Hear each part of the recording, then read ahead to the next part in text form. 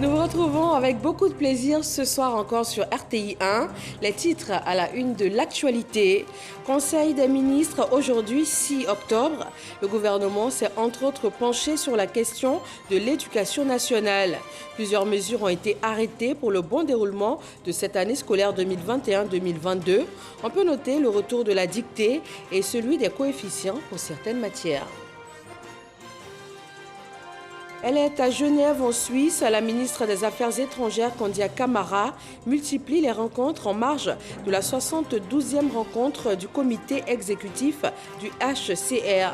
Le point clé de ces différents échanges reste le développement de la Côte d'Ivoire. Les douanes de Ouangolodougou ont saisi près de 10 tonnes de médicaments contrefaits, des produits de contrebande dissimulés dans un camion d'oignons en provenance du Burkina Faso pour une valeur totale de 56 millions de francs CFA.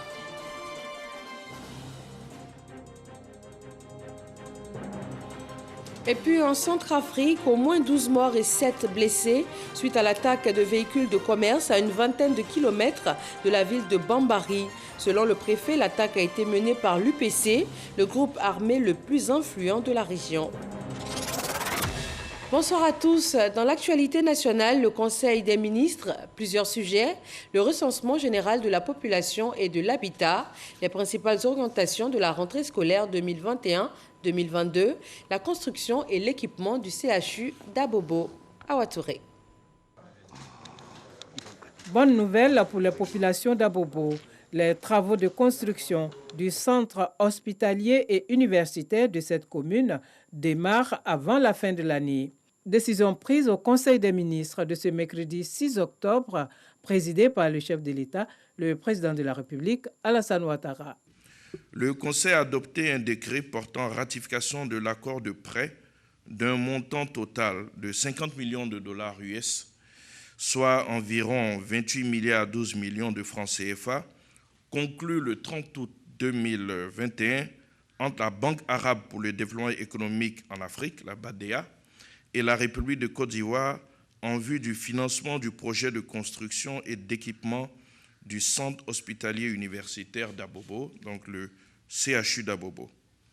Ce projet consiste spécifiquement à la construction et l'équipement d'une infrastructure sanitaire centrale moderne de 3 niveaux et de plusieurs annexes comprenant tous les services sanitaires généraux, mais également 2 pôles spécialisés, à savoir un centre d'hémodialyse et de greffe rénale qui sera doté de 50 postes d'hémodialyse, ce qui en fera le plus grand centre du pays, et d'une unité moderne de prise en charge des prématurés.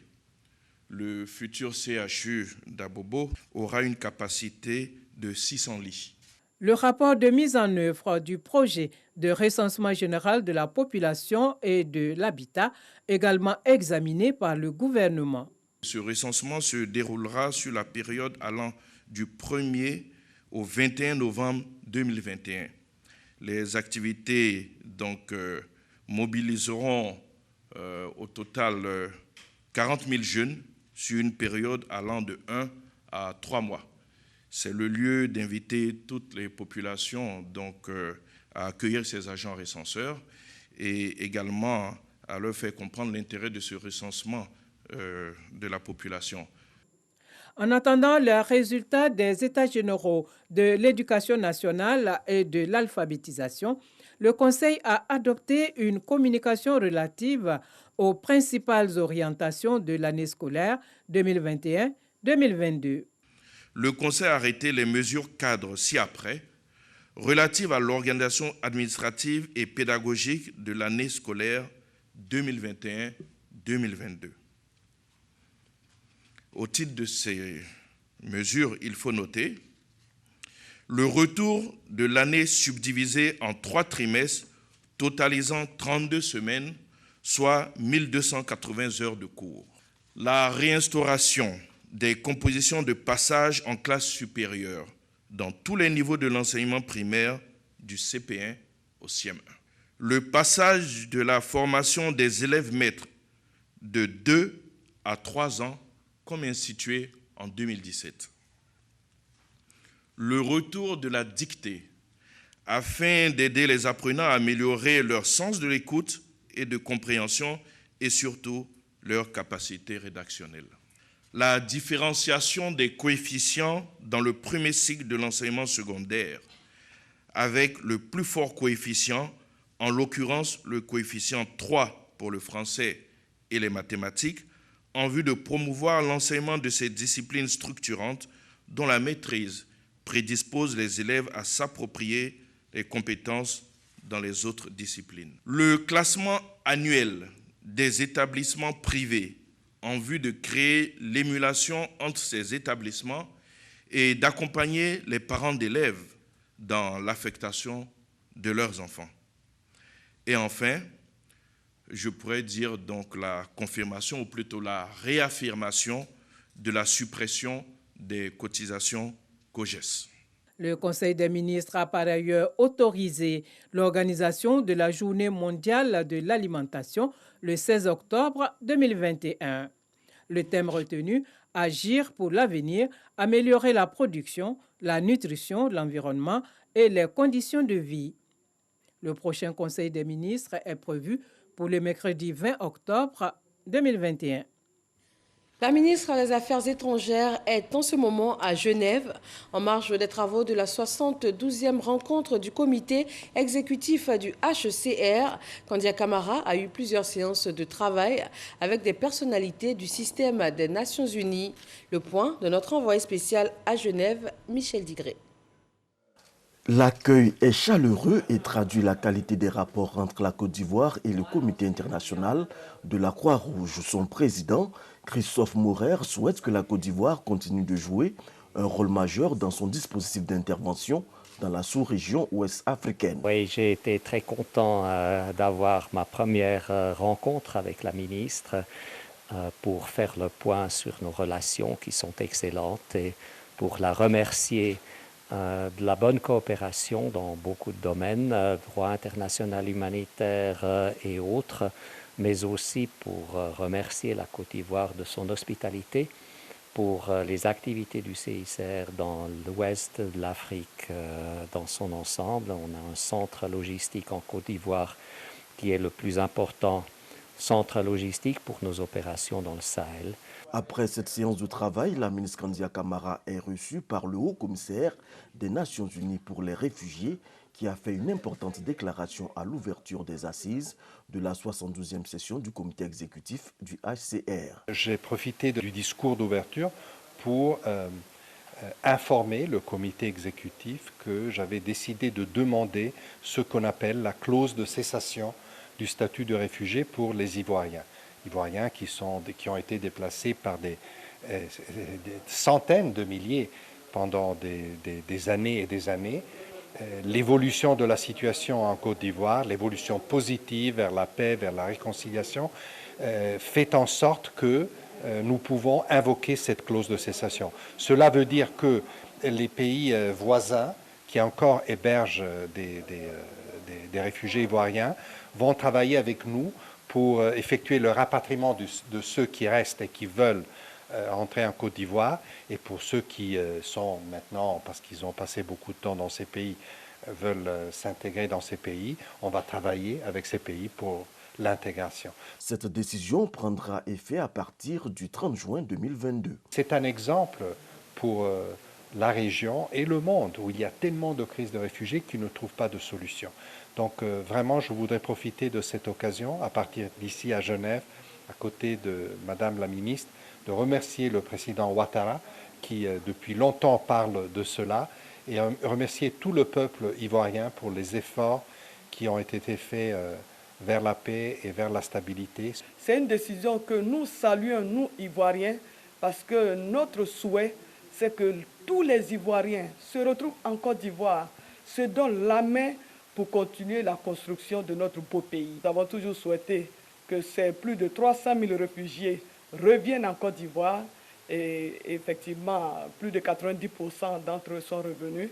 D'ailleurs, je profite pour remercier tous les pays frères qui ont été des terres d'asile pour tous nos compatriotes qui se sont retrouvés hors de nos frontières. La ministre des Affaires étrangères a par ailleurs eu une séance de travail avec Michelle Bachelet, haut commissaire des Nations Unies aux droits de l'homme, et une autre avec le directeur général de l'Organisation mondiale de la santé, Adhanom Tedros. Une délégation du Conseil économique du Mali est à Abidjan. Elle a rencontré le président du CESEC. L'objectif est double, échanger les expériences et renforcer les liens entre les deux institutions. Sidonie Davila. C'est une rencontre entre deux institutions, le Conseil économique, social, environnemental et culturel de la Côte d'Ivoire et celui du Mali. À l'ordre du jour de la rencontre, la première entre les deux organes consultatifs, le renforcement des liens de coopération ainsi que la mise en place d'une bonne assise pour une meilleure collaboration. Nous travaillons pour essayer de faire en sorte que nos deux conseils puissent être le porte-parole, puissent être l'élément moteur pour le développement économique et social de nos différents pays. Le CESEC se dit disposé à jouer pleinement son rôle pour le renforcement de cette coopération. Nos deux chambres sont en pleine évolution dans 3 fêtières au moins. Il y a bien sûr une fêtière africaine qui est l'UCESA, mais il y a également une institution francophone qui est l'UCECI et une institution internationale qui est l'ASC6. C'est la Côte d'Ivoire qui assure la présidence de cette institution. Ce mandat qui date de l'époque de Charles Kofi Dibi prend fin à la fin du mois d'octobre. Le 27 octobre, nous allons nous retrouver ici pour faire la passation de flambeau. Et pour le faire, nous avons besoin de la solidarité africaine. La Côte d'Ivoire et le Mali entretiennent depuis plusieurs années une excellente coopération bilatérale. Excellente relation entre la Côte d'Ivoire et le Burkina Faso également. Ces deux pays s'unissent dans la lutte contre la corruption et pour l'assainissement des administrations. L'inspecteur général d'État, Théophile Awandoli, a reçu le contrôleur général de l'autorité supérieure de contrôle d'État et de lutte contre la corruption du Burkina Faso. Alexis Ouedraogo. En visite d'échange et de travail en Côte d'Ivoire, l'autorité supérieure de contrôle d'État et de lutte contre la corruption était ce mardi à l'inspection générale d'État. La délégation conduite par le contrôleur général Luc Marius Ibraga entend s'enrichir de l'expertise ivoirienne. Il était tout à fait normal pour nous de venir à l'inspection générale d'État pour profiter de l'expérience de l'inspection générale d'État en vue de renforcer les capacités de notre département audit et contrôle au niveau de l'autorité supérieure de contrôle d'État et de lutte contre la corruption, puisque comme l'inspection générale d'État en Côte d'Ivoire, nous avons la tutelle des corps de contrôle de l'ordre administratif. Autre point abordé, celui de la mise en œuvre des nouvelles dispositions communautaires. Nous avons échangé avec l'inspection générale d'État sur les évolutions qui sont commandées par notre réglementation communautaire commune et qui doit voir la transformation de nos inspections générales des services pour les doter d'un volet audit interne, contrôle interne, qui devrait voir le jour. Et je vois que, comme en Côte d'Ivoire et au Burkina Faso, cette réforme est en voie d'être réalisée. Rappelons que la Côte d'Ivoire est membre du FICH, Forum des inspections générales d'État d'Afrique. Elle en abrite l'Institut de formation. La lutte est également engagée contre la grande criminalité, la délinquance, le trafic illicite de drogue et stupéfiants. La police nationale a lancé l'opération Épervier 7. Les hommes déployés sur le terrain ont procédé à la destruction de plusieurs fumoirs avec à la clé des interpellations. Abou Sanogo. L'épervier étend ses ailes à Gagnoa. Au pas de course, les hommes de la brigade anticriminalité de la police de Gagnoa, avec l'appui de la gendarmerie nationale, entament l'opération Épervier 7 par la destruction des fumoirs. Je suis content de votre arrivée même. On ne dort pas. Ils ne nous volent pas, mais quand même, la nuit, ils nous parlent mal. Pipe de consommation de cannabis, quelques feuilles de cette drogue, des armes blanches et plusieurs objets ont été trouvés au milieu des débris du fumoir. Ici, tout a été passé dans les flammes, sous les regards impuissants des locataires qui s'étaient retirés sous une paillote de fortune construite au milieu d'une zone marécageuse qui cède rizières à une cinquantaine de mètres du fumoir. Pour le lancement de cette opération, les forces déployées sont venues des localités de Guibérois, de Ouragayou, du groupement mobile d'intervention, de la brigade anticriminalité, de la gendarmerie nationale, de la préfecture de police, du district et du premier arrondissement de police de Gagnoa. Cette fois-ci, avec quelques éléments à ajouter, notamment la lutte contre l'incivisme routier, les opérations de bouclage des zones criminogènes et des rafles, assurer permanemment la présence de la police sur le terrain. Je voudrais vous féliciter pour votre engagement et vous encourager pour la mise en œuvre de cette opération et à sa réussite parfaite dans notre situation. Cette opération Épervier 7 va se poursuivre sur plusieurs mois et elle a déjà permis plusieurs interpellations, notamment dans le milieu de la drogue, avec l'entrée de drogue dure sur le terrain, a assuré l'autorité policière. Dans le prolongement de cette opération d'envergure nationale, ce coup de filet des services de douane de Ouangolodougou dans le nord de la Côte d'Ivoire. Près de 10 tonnes de médicaments contrefaits d'une valeur de 56 millions de francs CFA ont été découverts. Ils étaient dissimulés dans un camion d'oignons en provenance du Burkina Faso. Ami Sissoko. Ouangolo, dans le nord de la Côte d'Ivoire, poste frontalier des douanes terrestres. 162 colis de médicaments de qualité inférieure et falsifiés dits MKIF, soit près de 10 tonnes saisies. C'était dans la nuit du 4 au 5 octobre, dans cette remorque spécialisée dans le transport des denrées alimentaires en provenance du Burkina Faso. Ils ont garé le camion sur le bas-côté de la route pour procéder à un contrôle léger.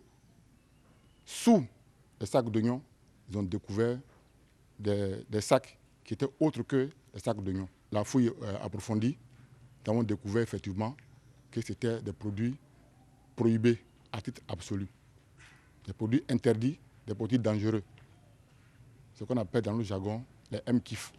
Ces colis proviennent de la sous-région pour être déversés sur le marché ivoirien. La valeur de ces produits contrefaits, 56 millions de francs CFA.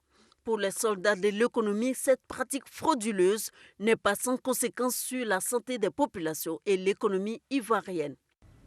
On a souvent des maladies des reins, on a souvent l'hypertension et plein d'autres maladies que provoquent ce genre de produits.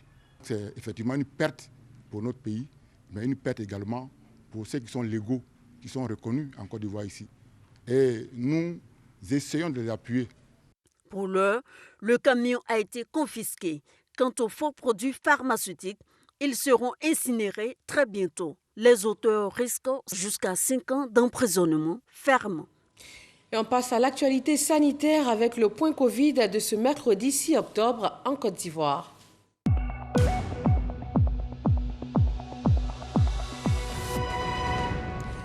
Le pays compte 92 nouveaux cas de Covid-19, 92 personnes déclarées guéries et un décès. Un total de 2 384 850 doses de vaccins ont été administrées. Et ce stock de vaccins anti-Covid de la Côte d'Ivoire s'enrichit. 129 nouvelles doses du vaccin Johnson & Johnson qui est monodose. Le ministre exhorte les populations à se faire vacciner dans les 200 sites de vaccination ouverts à cet effet. Didier Nguessan. C'est désormais une routine pour les services de fret de l'aéroport Félix Houphouët-Boigny. Les vols se succèdent, les cargaisons de vaccins également. La dernière en date, 129 000 doses de vaccins Johnson & Johnson, fruit du dispositif AVAX dont bénéficie la Côte d'Ivoire grâce aux institutions internationales dont l'UNICEF. On est toujours là comme partenaire, nous, le Banque mondiale, l'OMS, pour appuyer le gouvernement dans cette campagne de vaccination extrêmement importante. Et je crois que tous les progrès qui étaient déjà faits, on doit aller aussi plus loin pour assurer que nous étendons la cible de 7 millions de personnes vaccinées avant la fin d'année. À ce jour, 2 200 000 vaccins ont été administrés en Côte d'Ivoire. Le pays dispose encore de 3 millions de doses de vaccins en stock. Avec cette réception, donc, on franchit la barre de plus de 5 200 000 doses de vaccins en Côte d'Ivoire. Nous avons suffisamment de doses pour couvrir donc, les besoins donc, des Ivoiriens. Nous avons également reçu ces derniers jours des vaccins AstraZeneca qui viennent combler donc, le gap de vaccins nécessaires pour faire les deuxièmes doses de tous ceux qui ont été vaccinés depuis avril jusqu'en juillet. Pierre Demba annonce dans les prochains jours l'ouverture de nouveaux sites de vaccination proches des populations. Ces vaccins seront déployés à Abidjan, dans tous les quartiers. Il y a plus de 200 points de vaccination, plus les camions mobiles qui se déplacent. La plupart des marchés seront couverts en points de vaccination, ainsi que toutes les grandes écoles et écoles primaires qui comptent au niveau d'Abidjan, et également à l'intérieur du pays, parce que nous pensons que la maladie qui est dynamique a besoin donc d'être maîtrisée. Le vaccin Johnson & Johnson est à dose unique. Le fonds d'appui aux acteurs bénéficiaires du secteur informel impacté par la Covid-19, 1000 jeunes recrutés par l'agence Emploi Jeunes sont prêts à investir le terrain. Ils ont reçu leurs outils de travail. Michel Mambo. Avec ces tablettes de dernière génération, dotées d'une connexion Internet de 20 000 francs CFA, ces agents de suivi, 1000 au total, sont désormais outillés, prêts à investir le terrain. Ils seront déployés dans les agences régionales et les 201 guichets emploi jeunes des différentes communes. Ils ont été recrutés dans le cadre du suivi des acteurs bénéficiaires du FASI, le fonds d'appui aux acteurs du secteur informel. Je suis vraiment heureux. Notre rôle serait d'approcher d'abord les commerçants, les recenser et ensuite valider les dossiers pour toucher leurs fonds. Créé en avril 2020, le FASI dénote de la volonté du gouvernement d'assister et de soulager les unités de production informelle impactées par la Covid-19. Dans l'enveloppe, 50 milliards de francs CFA, soit 20 milliards de francs CFA pour l'année 2020 et 30 milliards de francs CFA pour l'année 2021. Sur une dotation de 20 milliards de francs CFA, un montant d'environ 19 milliards 600 millions ont été absorbés, soit un taux donc, de 98% d'utilisation des ressources en 2020. Au titre de l'année 2021, ce sont 21 662 acteurs du secteur informel qui ont déjà bénéficié de 5 milliards 415 500 000 francs CFA de subventions. Je voudrais inviter tous les acteurs désirant bénéficier des prêts compris entre 1 million et 3 millions de francs CFA à remplir le formulaire simplifié du business plan disponible sur le site internet www.fasi.ci. Le processus est totalement gratuit. Il concerne notamment les acteurs du secteur du commerce, de l'artisanat, de la culture, de la restauration, des services et des transports. Ces agents de suivi sont recrutés pour 6 mois. Dans l'éducation nationale, les enseignants sont invités à se faire vacciner contre la maladie à coronavirus. C'est l'une des solutions proposées par la ministre de l'Éducation nationale et de l'alphabétisation pour relancer le système éducatif ivoirien. Sephora Zegui. C'est par un hommage appuyé aux femmes et hommes qui consacrent leur vie à l'enseignement dans le monde entier que Mariatou Koné a démarré son intervention. Une intervention de 4 minutes qui lui aura permis de décrire à ses pairs d'Arabie Saoudite, de l'Équateur, du Cambodge et du Saint Kitts and Nevis l'impact négatif de la COVID-19 sur l'enseignement en Côte d'Ivoire. La survenue de la crise sanitaire liée à la COVID-19 en 2020 a négativement impacté l'institution scolaire. Cela s'est traduit par la fermeture des classes sur une période de 2 mois, le désarroi des parents d'élèves, des élèves désœuvrés, des déperditions et un recul du point de vue des acquis scolaires. Ce panel organisé par l'UNESCO était aussi l'occasion pour la ministre ivoirienne en charge de l'éducation et de l'alphabétisation d'exposer les efforts de son prédécesseur. Il s'agit entre autres des cours en ligne et le téléenseignement qui ont permis de maintenir la qualité de l'éducation. En marge de ces solutions, le professeur Mariatou Koné reste convaincu que la vaccination du personnel d'encadrement est un moyen sûr pour une école de qualité.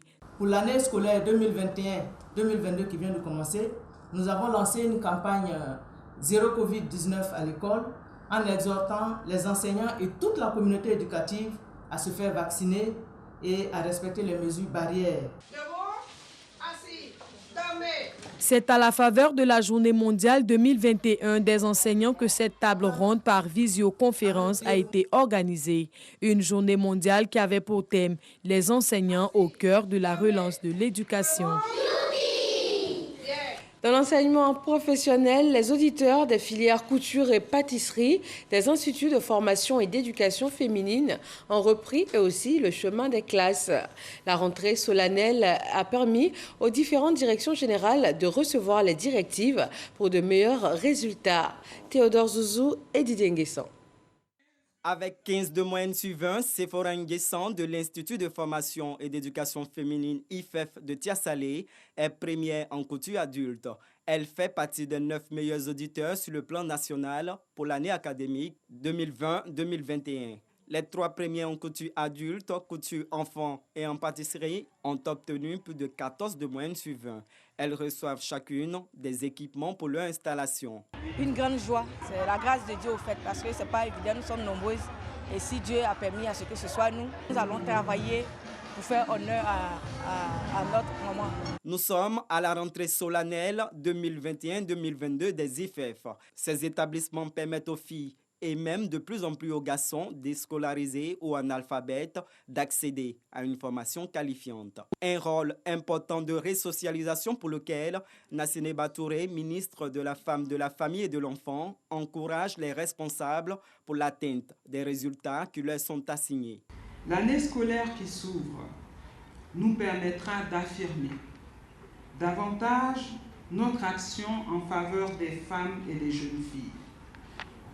À tous les acteurs du ministère de la Femme, de la Famille et de l'Enfant, les directeurs régionaux, les coordinatrices et les coordonnateurs, les directrices et directeurs des IFEF, je vous encourage à redoubler d'ardeur afin de relever tous les défis qui se posent à nous dans ce secteur. Un hommage a été rendu aux enseignantes admises à faire valoir leur droit à la retraite. La Côte d'Ivoire compte à ce jour 130 IFEF avec plus de 700 auditeurs. Depuis 1958, ces structures ont formé 30 380 auditeurs. Dans l'administration ivoirienne, on travaille à rendre les services publics compétitifs. Les greffes des usagers portent entre autres sur la lourdeur, la lenteur ou encore la corruption. Le secrétariat d'État chargé de la modernisation de l'administration veut résoudre ces problèmes. Eugène Atoubé. Les services publics de l'État, objet de tous les griefs, un grand malade au chevet duquel se mobilisent les thérapeutes. Ce sont les représentants des administrations publiques et parapubliques, les institutions et partenaires techniques, les organisations privées et la société civile. Tous reconnaissent que ce mal diagnostiqué est profond et chacun apporte sa contribution pour sa guérison. Il s'agit de pouvoir effectivement simplifier les procédures pour raccourcir les délais, pour éliminer de la procédure tous les éléments superflus, de sorte qu'on arrive à produire plus en moins de temps et à un coût plus réduit et de meilleure qualité. L'acte médical est loin d'être une sinécure. Les opportunités, enjeux et défis de la question de simplification des procédures administratives sont identifiés par tous les intervenants. Il se résume en l'élaboration d'un programme de simplification de toutes les procédures administratives assorties d'un plan d'action sous la supervision de la Direction des systèmes de gestion et de l'appui à l'éthique, 10 GAE. Au final, un projet de programme national et un cadre juridique et réglementaire dans sa stratégie de mise en œuvre, présenté à toutes les administrations. Si vous voulez faire un document administratif, vous allez rentrer sur le site servicepublic.gouv.ci. C'est le portail unique pour la demande des documents administratifs. L'administration concernée va répondre à cette demande, établir vos documents et en fonction d'où vous voulez que ce document vous soit remis, soit au bureau ou bien à la maison, nous avons un partenaire qui est chargé de vous transmettre vos documents dans un délai assez raisonnable. L'élaboration du programme national de simplification des procédures administratives est un pan d'un vaste chantier, celui de la digitalisation de l'administration ivoirienne, en voie d'accès à des services publics efficients et orientés vers la satisfaction des usagers, désormais considérés comme des clients. 13 novembre 2021, c'est la date choisie par le Front populaire ivoirien pour son congrès extraordinaire. Le parti, dirigé par Pascal Affi-N'Guessan, attend plus de 10 000 délégués pour échanger sur diverses thématiques, notamment l'organisation et le fonctionnement du parti, la question des femmes et des jeunes et aussi les alliances politiques. Moussa Konaté. Le Front populaire ivoirien tiendra un congrès extraordinaire le 13 novembre prochain. Annonce faite par le secrétaire général du parti de Pascal Affi-N'Guessan. Isiaka Sangare explique les raisons de ce rendez-vous. Le FPI part à un congrès extraordinaire pour rappeler les principes fondamentaux et les valeurs qui fondent le parti dans sa lutte pour la démocratie et le progrès, et procéder au redimensionnement de son appareil et de son offre politique en vue de relever les défis à venir pour la conquête du pouvoir par le jeu électoral en 2025. Le FPI mobilisé pour la renaissance d'une Côte d'Ivoire unie, démocratique et prospère. C'est le thème de ce congrès au cours duquel plusieurs thématiques seront abordées, à savoir l'idéologie et la ligne du parti, l'organisation et le fonctionnement du parti, le financement du parti, la communication, les femmes et la jeunesse, les alliances politiques. Le congrès extraordinaire du FPI est prévu se tenir au Parc des Sports de Trècheville. 10 000 délégués sont attendus. Dans l'actualité sur le continent, au moins 12 morts et 7 blessés en Centrafrique suite à l'attaque de véhicules de commerçants à une vingtaine de kilomètres de la ville de Bambari. Selon le préfet, l'attaque a été menée par l'UPC, le groupe armé le plus influent de la région. Depuis quelque temps, la zone était déjà sous tension. Il y a moins d'une semaine, les autorités ont rallongé le couvre-feu dans la ville à cause de la gravité des atteintes à la sécurité publique constatées. Merci à tous de votre attention. À 23h, retrouvez Régis Kofi pour un nouveau journal sur RTI 1. Agréable fin de soirée à tous.